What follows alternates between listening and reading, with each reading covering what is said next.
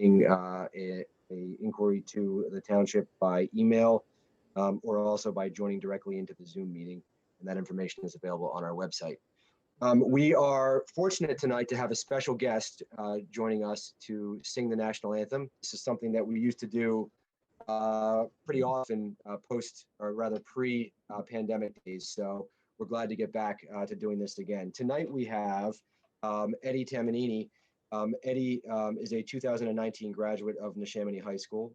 He has been a regular competitor in Middletown's teen talent competition. Eddie is with the band Nothing But a Nightmare. And I don't know how you could be from Middletown and not have heard of Eddie's band Nothing But a Nightmare. They're everywhere and they're fantastic. And they just released an album called Kleptomania, which is now available for streaming on all digital music formats. So please check out Eddie and his band. And now please stand and join me as Eddie sings the national anthem. It's all yours, Eddie.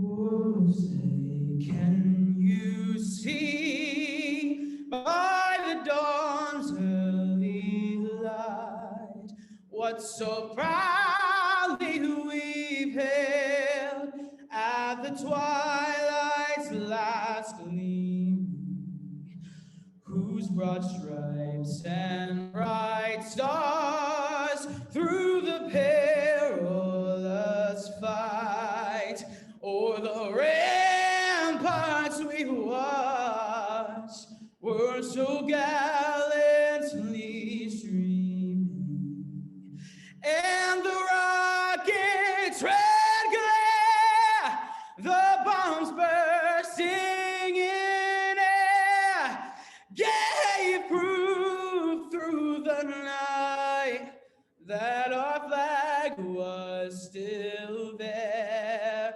Oh, say does that star-spangled banner yet wave o'er the land of the free and the home of the brave.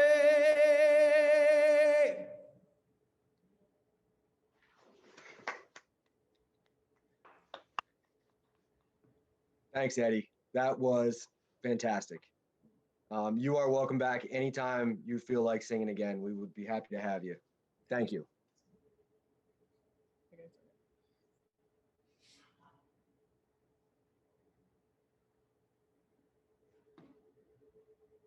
Okay, moving on. Mr. Tosti, would you please call roll? Ms. Payne. Here. Ms. Strauss. Here. Ms. Quirple. Here. Mr. Kizak. Here.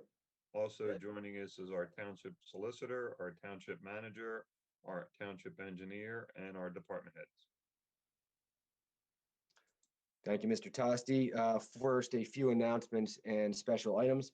The next Board of Supervisors meeting will be held Monday, October 5th, 2020 at 7 p.m. And next, we have Middletown Township Police Officer Melissa Robinson, who is here to give us an update on our annual Shop with a Cop. Officer Robinson, are you here? I am. My video was stopped by the host, so somebody has to start it. We'll get you on here. Give us 1 second. All right, no problem.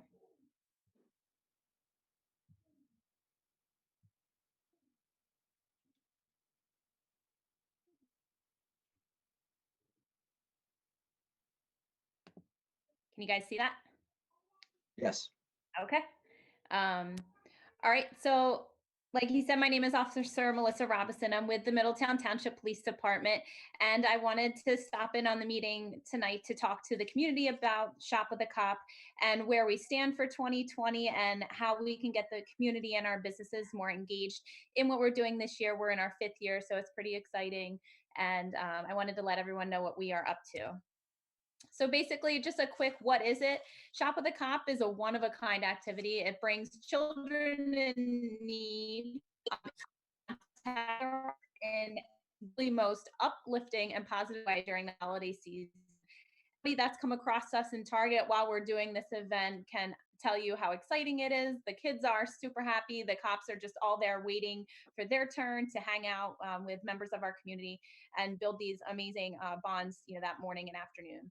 We raise money all year long in conjunction with the Middletown Community Foundation, which is a wonderful organization that has helped us all along for this project. And we know that this year is going to absolutely be like none other, and the need of the community is going to be enormous. We will definitely rise to that challenge, and we're going to try and help at every single family that we can, but we are definitely going to need the help of the community to do that. So ways that you guys can help us. Number one, you could start a fundraiser at work. This can be anything. This can be something of your own creation, something you normally do, but want to bring in Shop with a Cop. I'd be happy to hear about it. You can make donations from yourself as a private citizen, your employer, or through your business, helping us to collect stocking stuffers and stockings, host an event with the police, or donate new and unused toys. Our normal scheme of things for Shop with a Cop is to take the kids out to Target and go shopping. But since we're going to try and have to get around some of the restrictions this year, we are going to take donations of new and unused toys. And if you can't do any of the above, everybody can spread the word about this program and let people know what we're doing and the good work that Middletown community, our residents and the police department are doing to help our families out. So reach out and connect with me. If you, your business, or your organization would like to have some more information about the families that we support, please don't hesitate to reach out. My contact information is here on this slide. You can find it all over Facebook. I can send you some information. I can speak at meetings, whatever's needed to let the people know in your organization what we are doing and what we're about. If you have a great fundraising idea that I haven't thought of, then please bring it to my attention. We are up for all kinds of fun to make this work. So please call or email me. There's been a ton of stuff taken from the kids in 2020, and we know that Shop with a Cop will not be another one of those things. It might look very different than years past, but we are definitely going to make this happen. There are a lot of amazing organizations that you can donate your money to, and those are huge organizations, national organizations. But we have an amazing one right here in Middletown Township. The Middletown Community Foundation is a wonderful organization. Shop with a Cop is a great event that just really stays very local. We started our first year with only 35 kids, and last year we almost eclipsed 300 kids. So we've expanded well beyond our township borders. We've partnered with other police departments, and it has really gotten large. And it's exciting every year to see just how many we can bring in and help through the holiday season. The other thing is, when you donate to the Middletown Community Foundation and specifically Shop with a Cop, you're going to see where your money goes. You're going to see it all over Facebook. You're going to see it in the thank you card that you get from us. You absolutely can be assured that every single penny of your money will go to one of these families. Not a single officer is paid, not a single person that attends Shop with a Cop to wrap a gift and hand out blankets and do all those fun activities. Not a single person is paid for that. Everything goes to these families, and it's really important for us to continue to work just like that. So here's some information on the Middletown Community Foundation. You can send it to our Box 1128 in Langhorne. Just make sure in the memo section that you write SWAC, that's SWAC, for Shop with a Cop. We also have the world's longest Venmo at Middletown PA-Community, almost Foundation, but not quite, leave off the ON. You can visit us at middletowncf.org. And again, like I said, find us on Facebook. If you send us a private message on Facebook, you will definitely get a response from me. My email, my phone number is all there. It's mrobison@mtpd.org.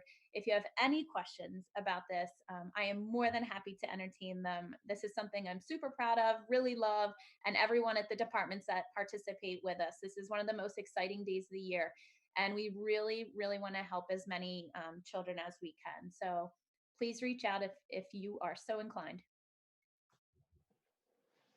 Thank you very much, Officer Robinson. This is it's an amazing program, and it helps a lot of kids and families every year. So we're really glad that it's going forward with this, with everything going on this year. And I would encourage everybody in the community to do anything they can to help out. Does anybody have any comments or questions? Mr. Tosti? Officer Robinson, I too would like to commend you on the great job you're doing.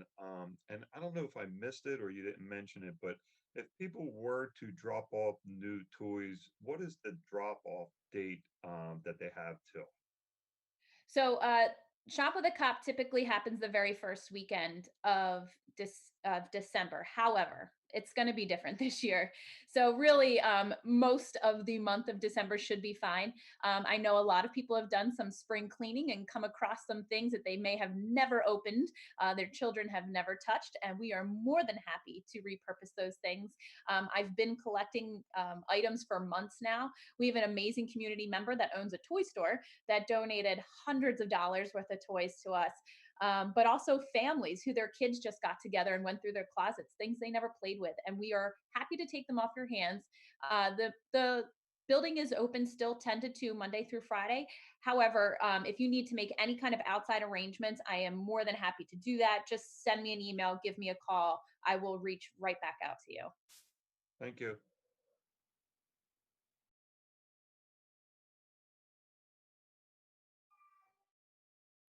Anyone else? Okay, well, thank you very much, Officer Robinson. We appreciate you giving us some time tonight to tell us about this great program. And again, I would encourage everybody in the community to get involved and help in any way you can. Thank you. Thank you. Next on the agenda, one more announcement, and that concerns Halloween. And let me be the first to say officially, Halloween is not being canceled in Middletown. But under the circumstances, what we are doing or in the process of doing is rolling out some information and resources to help make Halloween safer and more comfortable, both for those that want to participate in Halloween, have kids that want to trick or treat, and for residents who are not comfortable and frankly don't want children coming to their doors. So we have a program that we are starting. It's called Halloween Safe. Our township manager, Stephanie Tioli-Cools, is going to provide a little bit of information about it. And then as we move forward and get closer to Halloween, we will be rolling out some additional information and having some more resources. Ms. Tioli-Cools. Okay, thank you. So following our Middletown Safe Public Information campaign from this summer, when we were getting our businesses back to work, we decided to launch Halloween Safe. So Middletown Halloween Safe. So members of the community, you'll begin to see things over the course of the next month where we will be messaging tips on how to have a safe Halloween in Middletown. And so tonight I'm just going to give you a couple of little blurbs of some of the things that we're putting together. First, we're focusing on 3 groups: trick-or-treaters, parents, and homeowners. And so some of the things you see here on the slide for trick-or-treaters, most importantly, stay at home if you're sick. Trick-or-treat with your bubble. Social distance, make sure you wear a mask and hand sanitize. For parents, again, stay home with your sick. If you're sick, we're encouraging parents to talk to their children about safety, social distancing, and expectations. It's going to be different this year. Carrying a flashlight, typical safety things, face masking, definitely inspecting candy. And again, the things that we're promoting as part of our public information campaign are all things that the CDC is recommending as well. For homeowners, if you're sick, turn your light off. Don't hand out candy, wear a mask. A couple of ideas: using duct tape to mark 6-foot lines in front of your home. Maybe position a distribution table between yourself and the trick-or-treaters. I'm sure a lot of you have seen some of the cool things that parents are doing with long tubes to launch candy to kids. Halloween is a big holiday in my family, so I'm planning on doing something like that. And then most importantly, turn off your light. If you're not interested in participating because this is a lot different just turn off your light and you don't have to participate. Also, I wanted to use this opportunity to let the community know about an event that our Parks and Recreation Department is doing in conjunction with the police department and the Shop with the Cop event. A drive-through trick-or-treat extravaganza. And so on the 29th of October from 6 to 8, residents will be able to do a drive-through trick-or-treat. And the idea is to decorate your car, have your kids in costume, and you'll be able to drive, and there will be tables where you can pick up treats from some of our departments, Parks and Rec, Police, and Fire Marshals. But in addition, we're opening it up to local businesses if they'd like to get involved. And so we are accepting donations for those businesses that want to participate. And so you can see Joanne Morelli at the bottom here at Middletown Bucks is the contact, and you can check out any of the Facebook pages, but especially Parks and Rec.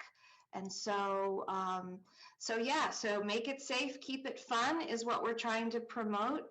And, you know, people are starting to call the township building about this. And I think just messaging that Halloween is not canceled, but we want to do whatever we can to help folks to have a safe one. Any questions?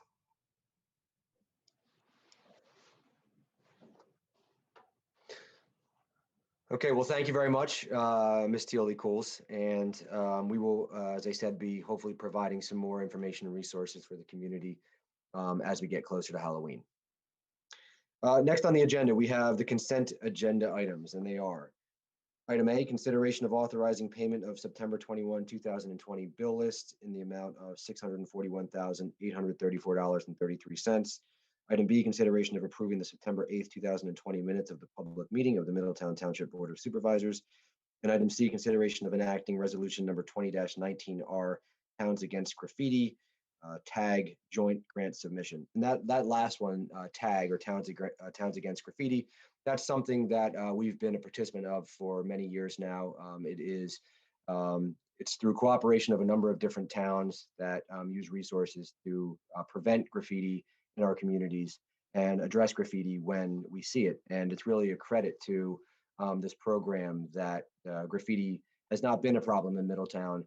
And on the instances where we have had issues of graffiti, this provides us a mechanism for dealing with it promptly. So it's been a great program.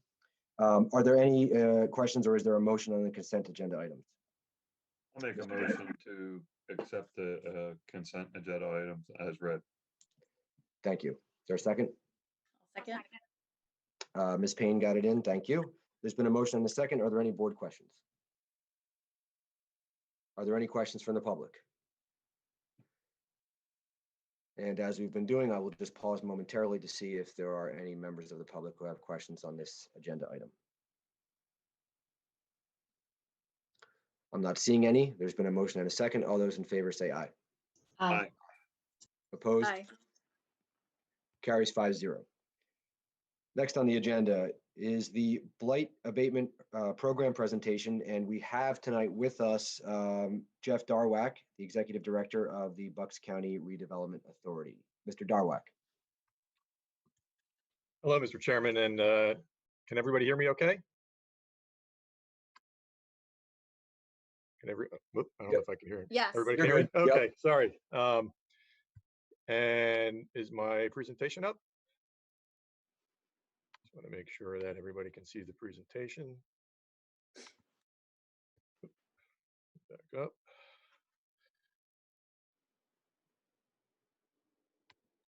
Sorry about that. I want to thank the supervisors and the township manager, Stephanie, for inviting the Redevelopment Authority, myself. I also have with me Alan Toadvine, who's the Redevelopment Authority's solicitor, to discuss the Blight Abatement Program. It's been a very successful program in numerous municipalities in Bucks County. And before I get into that, I just wanted to briefly go over a little bit about the Redevelopment Authority for those of you who may not be familiar with who we are and what we do. So we're an authority. We were created in 1962 under Act 385, which is more commonly referred to as the Urban Redevelopment Law.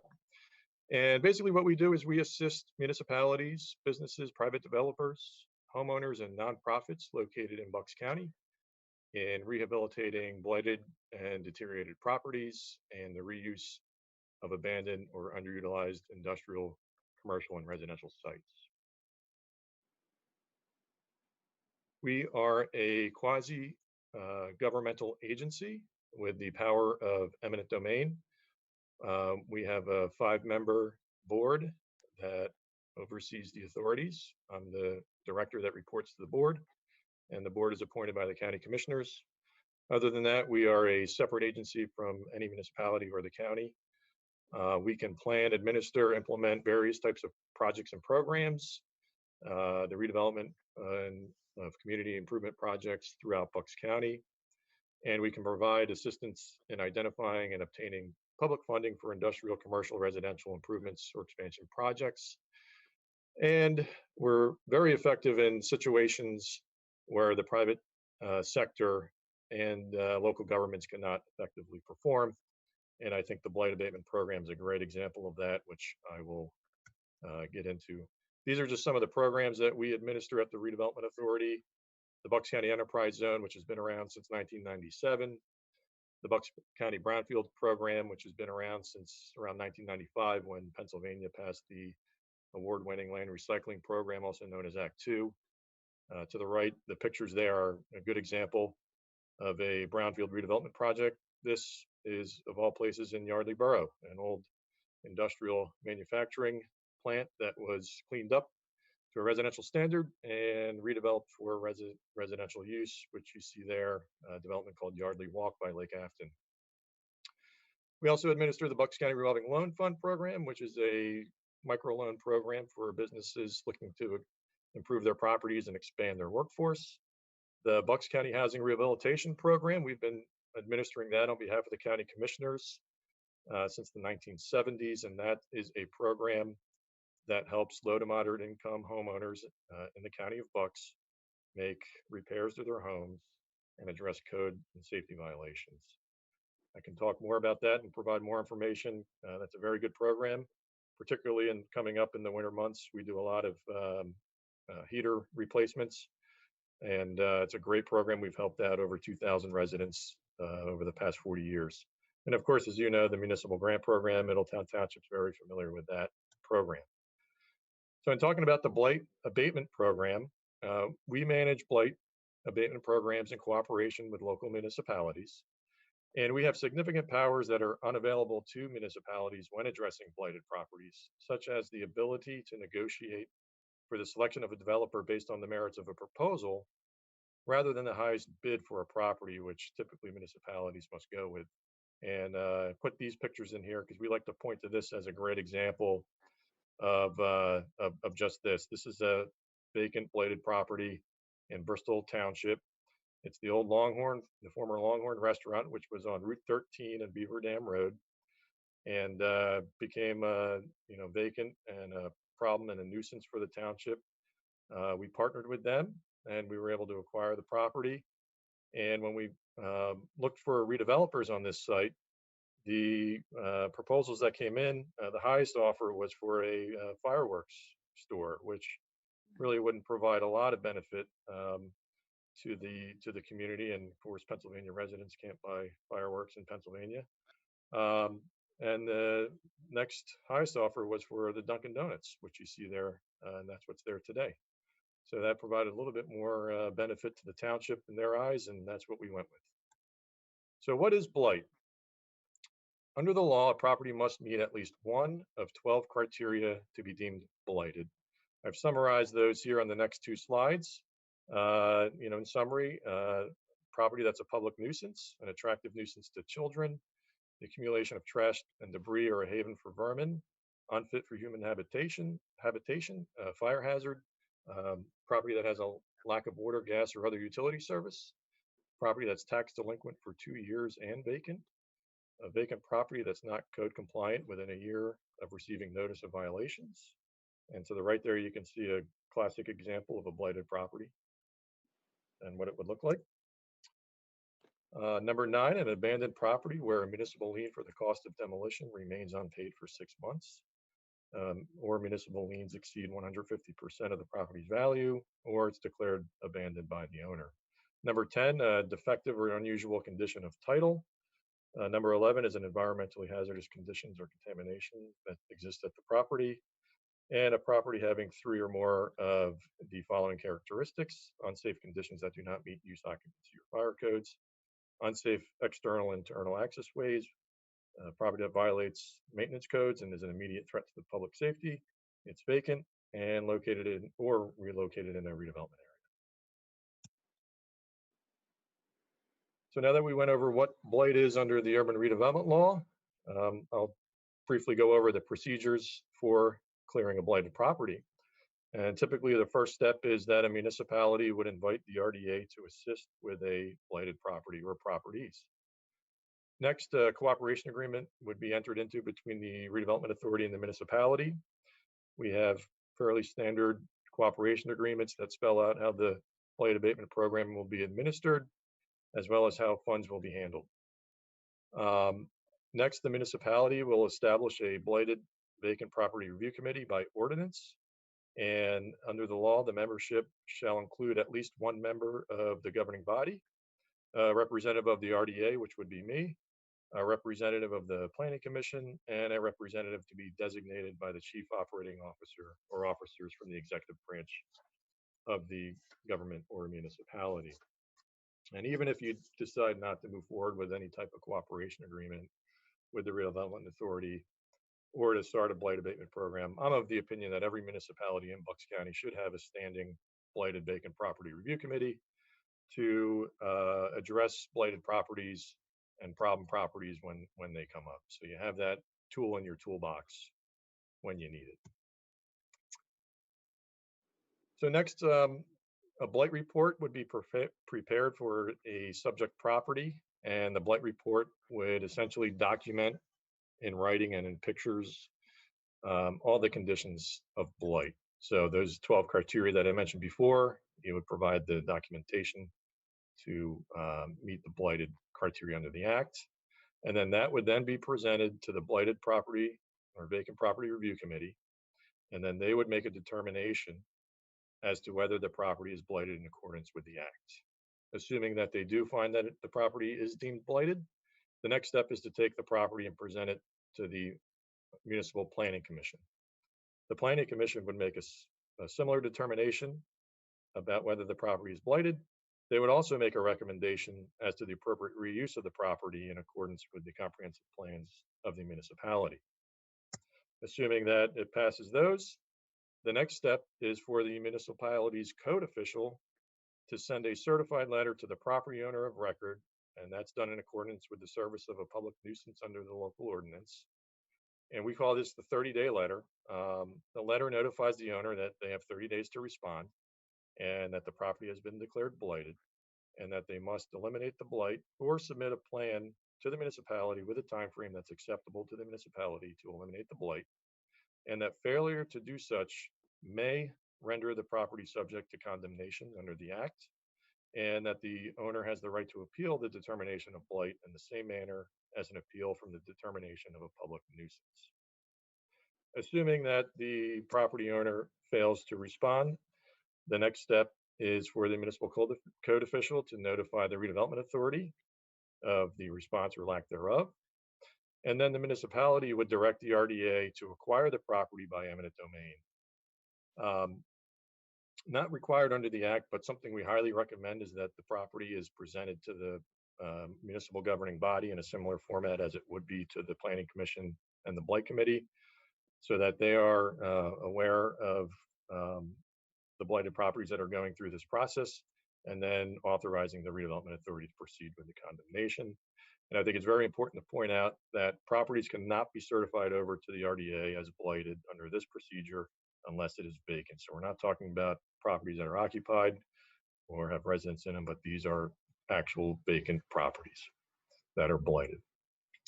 So after all those steps are complete, we'll take the blight report at the RDA, and we'll get all the fully executed resolutions, an appraisal report, and then any other pertinent documents such as the title report And I would note that an appraisal must be completed by a certified appraiser to determine the fair market value of the property. And the municipality must identify and provide the RDA with the funds to cover the appraised value of the property. That would be held in an escrow account at the authority, and we report that on a quarterly basis or more to the municipalities as to the funding status of that account. The RDA board would then pass a resolution to condemn the property and then take all the necessary legal actions. And the RDA solicitor would then file the declaration of taking, notify the property owner and all lien holders, and request tax exemption for the property. And at this point, the property owner can file preliminary objections within 30 days of the proper notification. And then upon filing of the declaration of taking, it's important to note that the title to the property will pass to the redevelopment authority, but we do not have right to possession at that time. Let's assume that the time to file preliminary objections expires. The RDA would then tender an offer for the estimated just compensation, which is based on the appraised value of the property. And at that point in time, we will have the right to possession of the property. And we will start the process of identifying a redeveloper or rehabilitating or demolishing the building on the property with the funding and at the direction of the municipality. We have developed fairly standard redevelopment agreements when we identify redevelopers. What's been working great at this point in time is putting this out for offers and taking a look at, we've had a pretty broad list of redevelopers interested in these types of properties, and they've been doing a great job, particularly in Bristol Township. We will review the responses with the township and then make the selection if redeveloper is the way to go that route. Assuming that the redeveloper successfully completes the blight abatement, we will then transfer the property to the new owner. And at this point, I'll turn it over to the RDA solicitor, Alan Toadvine, for any nuanced legal items I may have missed or. Yeah, hi, and thanks for having us. And Jeff, you never really miss anything, but let me just supplement a couple things. One of the beauties of going this route with the condemnation is that once condemned, the property is free and clear of all liens and encumbrances as a result of the condemnation. So what that does is it makes those properties that are upside down, that may be vacant, but people are holding on to try to sell, or the mortgage companies are not ready to foreclose upon, it makes them saleable. It, as I said, extinguishes any of the mortgages or liens against the property. What we do once we identify a property and actually file the papers for the declaration of taking is we'll identify those people or those entities or institutions or municipalities with liens, and we'll notify them of the condemnation. And that just compensation that Jeff was talking about that's set by the appraised value will typically go to back taxes to the Department of Revenue for unpaid taxes, or to the municipality for payment of any liens and or fines in connection with the property. So it really does two things. It frees the property up to be redeveloped because now we're not concerned about paying off a $200,000 mortgage before we get to square one. And number two, it puts the money back typically into the community by way of paying back taxes and or fines or liens of the municipality. So that's very helpful from that standpoint. It also has the ability of putting it back on the tax rolls, which we all know is important for revenue for the municipality. So they're the things that I think really highlight the program from a financial point of view. And then I'll just bring it home with a couple examples here of some blight projects. Bristol Township is really the model. It's been a very successful program that we launched 5 years ago. And back then they started with over 200 vacant residential properties that they had identified and inventoried. Since that time, we've blighted more than 90 properties, and 27 properties in Bristol Township have been condemned by the RDA. And as of last month, the township's inventory of vacant homes is less than 70, and that number kind of fluctuates, but it's usually around that number. And a couple of things I'd just like to point out with those numbers is, one is not every property that's blighted gets condemned. It usually triggers a reaction, which is good. So they're getting done privately, or in a lot of cases, the word spreads, and particularly with banks or someone else who may be holding the property, they're not going to, let it go. Secondly, out of those 27 properties, we first started the program in 2015 with 5 condemned properties. And as I mentioned before, the municipality has to provide the funds for the acquisition of the property, which is based on the fair market value of the appraisal. The township has not put another dollar into the escrow fund to acquire all those properties since those first 5. So we've been able to really turn these properties, and really it's just been a great success. So I just wanted to point that out, those couple of items. And to the right there, you can see a couple of examples of some of the properties we've been dealing with and how they turn out. This is oh, sorry, you were done. Just one more. I think this also demonstrates the effectiveness of the program and the results. This is a property on Karen Avenue in Bristol Township. It's in the Croydon section. This is what the front used to look like.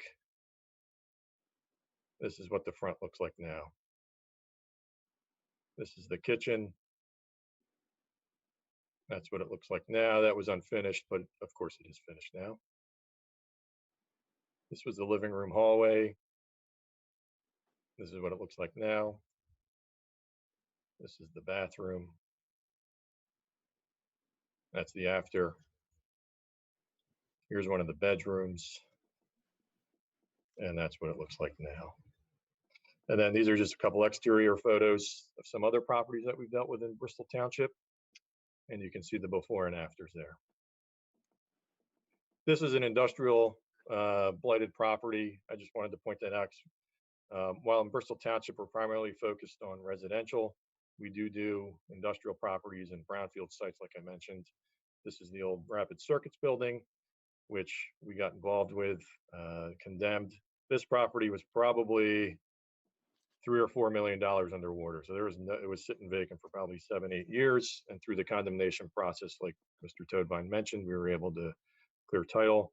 And there are now 2 businesses operating out of that facility and dozens of employees there. And then this is an older project over a decade ago, the old 9th Street site in Percy, which is now the headquarters, or was the headquarters for First Savings, which is now Penn Community. So that's the blight abatement program. Hopefully I didn't go over, but I'd be happy to answer any questions, or if afterwards you think of anything, or if there's anything we can discuss, here's my contact information. Thank you very much, Mr. Darwak and Mr. Toadvine. Appreciate you gentlemen being here tonight and providing this information about the program. Do any board members have any questions for either Mr. Darwak or Mr. Toadvine, or any other comments? Ms. Strauss. Yeah, thank you, Mr. Darwak and Mr. Toadvine, for the presentation. This is really interesting. I wondered what the process was for putting together that initial list. You talked about a list of 200 properties that Bristol Township has. Does the municipality put that together, or is that a joint effort between the RDA and the municipality? Yeah, so great question.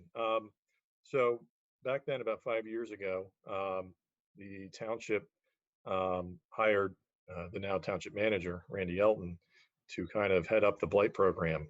And that was one of her main tasks.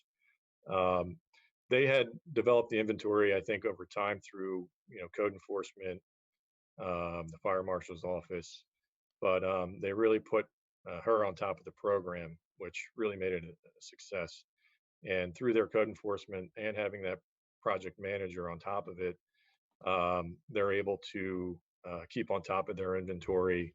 And, of course, you get neighbor complaints all the time. And as the program kind of got up and running and became successful, it got more attention.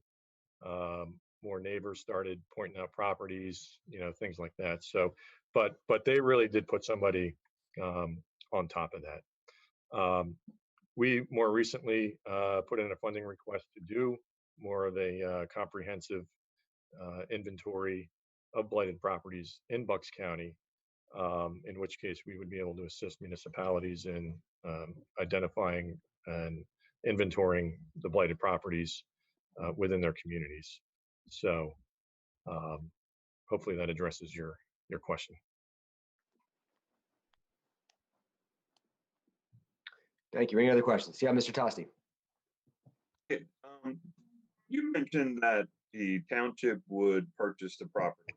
Now, once it's restored and brought to like a presentable phase, does the township get reimbursed for it, or do we purchase the property and then what happens to the money when the person purchases the property?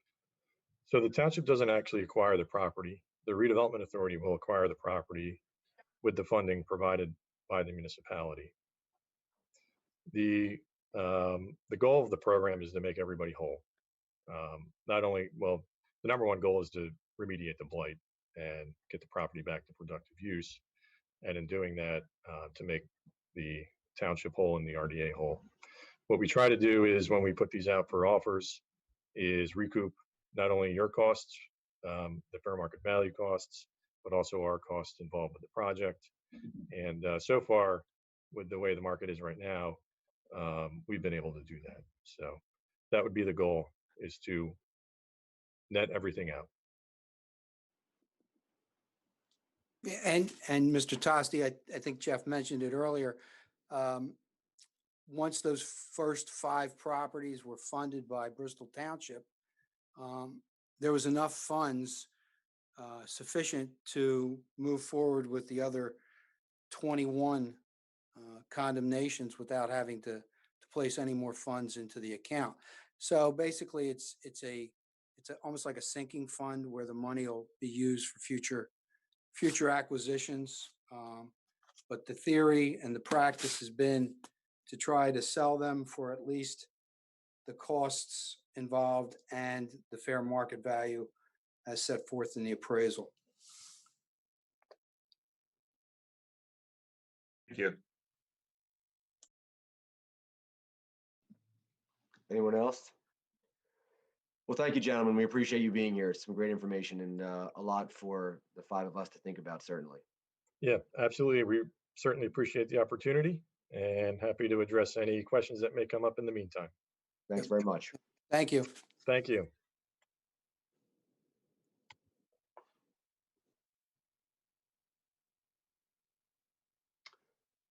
Okay, next on the agenda, we have presentation of the 2021 minimum municipal obligation to the township pension funds. And for that, we have our finance director, Ms. Bandari. Good evening. I hope everyone's doing well. So as all of you know, the township is required to certify the minimum municipal obligation, or the MMO, for each pension plan year for the following year. So for 2021, the estimated minimum contribution requirement to the non-uniform pension plan is actually $421,759. That is about $5.2 thousand greater than 2020. The estimated contribution requirement for the police pension plan is $3,333,680, which is actually $78.2 thousand less than 2021. We had quite a few of our police staff join the DROP program. And as you know, with the DROP program, you're not counted towards the MMO, which has helped us kind of reduce what we owe into our police pension plan for this year. So what we need, there's really no action required here. We just wanted to present that to you so that we can get it certified for the year. It's due at the end of September, so presenting to you here today. Does anyone have any questions? Doesn't look like it. Thank you very much, Ms. Bandari. Thank you. Have a great evening. Thanks, you too. Next on the agenda, we have request for proposals for commercial property and casualty insurance brokerage services. Ms. Cool, you want to go over this a little bit? Sure.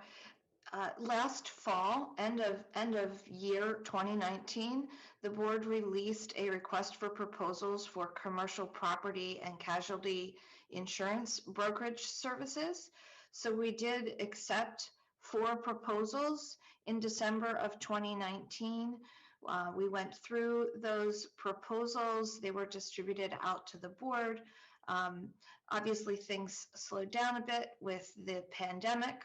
But we are currently at the point that we are approaching the renewal for our January 1, 2021 renewal. So it is appropriate at this time for the board to make a decision to appoint a broker so that that broker might be able to go out to the marketplace to receive quotes for our property and liability insurance. Thank you, Ms.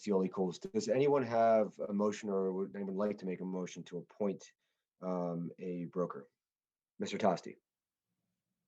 Yeah, I would move to appoint bond insurance managers from Fairless Hills, PA as the commercial property and casualty insurance broker for Middletown Township. Thank you. Is there a second? Ms. Strauss. Thank you. Okay, there's been a motion and a second. Are there any board questions? Are there any questions from the public?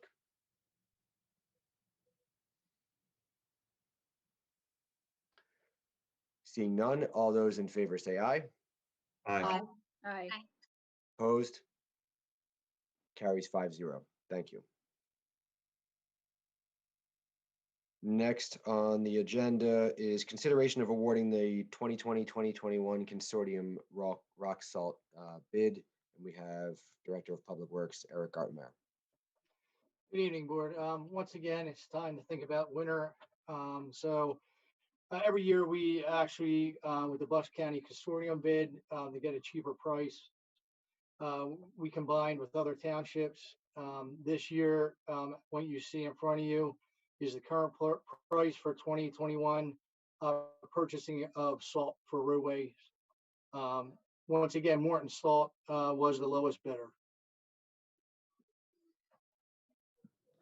Thank you, Mr. Gardner. Is there a motion on the 2020-2021 consortium rock salt bid? Mr. Tosti. Yeah, I move to award the 2020-2021 consortium bid for rock salt to Morton Salt Incorporated, Chicago, Illinois, at the rate of $47.75 per ton. I'll second. Thank you, Ms. Payne. There's been a motion and a second. Are there any board questions? Are there any questions from the public? Seeing none, all those in favor say aye. Aye. Opposed? Carries 5-0. Thank you, Mr. Gardner. Thank you. Next on the agenda, we have consideration of accepting the resignation of Mr. Dewey Clark from the Financial Advisory Committee. I'll make a motion to accept the resignation of Mr. Clark from the Financial Advisory Committee. Is there a second? I'll second. Been a motion and a second. Are there any board questions? Are there any questions from the public? Seeing none, all those in favor say aye. Aye. Aye. Opposed? Carries 5-0. And on the heels of that, we have consideration of appointing Norman Bing of 1382 Newtown Langhorne Road to the Financial Advisory Committee for a term to expire December 31st, 2022. Is there a motion on Mr. Bing's appointment? Mr. Tosti. I'll make a motion to appoint Norman Big to the Financial Advisory Committee. I'll second. Thank you, Ms. Corporal. There's been a motion and a second. Are there any board questions? Are there any questions from the public? Seeing none, all those in favor say aye. Aye. Aye. Aye. Opposed? Carries 5-0. And I'll just take this opportunity to thank Mr. Clark for your service to the board and also to thank Mr. Bing for your willingness to serve on the board. Thank you both, gentlemen. Next on the agenda, we have consideration of approving the following 2021 RDA grant program application resolutions, and I will read them off. They are resolution number 20-20R, Police Department vehicles, resolution number 20-21R, Public Works vehicles, resolution number 20-22R, Police Technology, resolution number 20-23R, Fire and Emergency Management, resolution number 20-24R, Police ATVs, resolution number 20-25R, Parkland Fire Company, resolution number 20-26R, Pendel Middletown Emergency Squad, resolution 20-27R, William Penn Fire Company, and resolution number 20-28R, Langhorne Middletown Fire Company. At this time, we can accept a motion on the 2021 RDA grant program application resolutions, and we can do them all at once, or if anybody has comments or wants to speak about any of them individually, we can do it that way as well. Ms. Strauss. I move to approve resolutions 20-20R through 20-28R. I'll second. Thank you, Ms. Corporal. There's been a motion and a second. Are there any board questions? Seeing none, are there any questions from the public?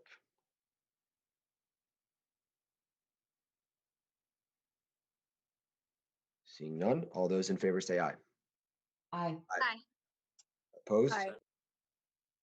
Carries 5-0. Which brings us to public comment on non-agenda items. Is there any public comment on non-agenda items?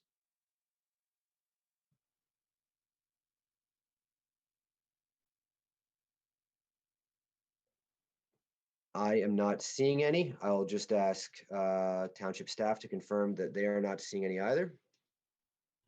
Mr. Chairman, I do not see any hands raised. Thank you, Ms. Burkus. Seeing no public comment, we will move on to other business. Mr. Tosti. You know, I'd like to just give everybody a little update. The young man over there at Sesame Place who was assaulted, he's still mending. But I wanted to thank our Chief of Police and Senator Maria Collette. I thought it would be important and beneficial to him if the governor reached out to him and just thanked him for doing what the governor asked him to do by everybody wearing their mask. And working with the chief and with the senator, the governor did reach out to the young man and thanked him for the job that he did. So I thank the chief and Senator Collette for making that happen because it's very important. I say it after every meeting. Let's wear our mask and be safe. And this is coming from the directive from him. So I thought it'd be important and very beneficial to him to know that he was doing his job and he was doing it correctly. So thanks to everybody who participated in that. Thank you, Mr. Tosti. Ms. Strauss. I want to thank again Eddie Tamanini, who performed at the beginning of our meeting. That was the most personalized version of the national anthem that I think we've had performed at one of our meetings, and made me feel like we clawed back a little bit of normalcy tonight by being able to hear that and set the tone for our deliberations this evening. So I really thank him and hope everybody checks out their new album, Nothing But a Nightmare. And then I also wanted to thank township staff, particularly our Parks and Rec department, for jumping so quickly to make sure that everyone in Middletown Township knows that Halloween is on and we can give, again, a little bit of normalcy to our kids. This is an outdoor activity that we can conduct in a socially distanced way. If everybody, as Mr. Tosti said, wears their masks, walks around with their bubble, this is a holiday that I know that our kids will remember, because there's been so much, and Officer Robinson said it at the beginning of the meeting too, there's been so much taken from the kids this year.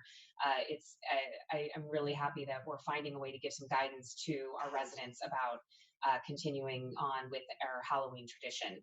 So definitely make sure you check out the Township Drive-Thru event on October 29th as well. Thanks, everyone.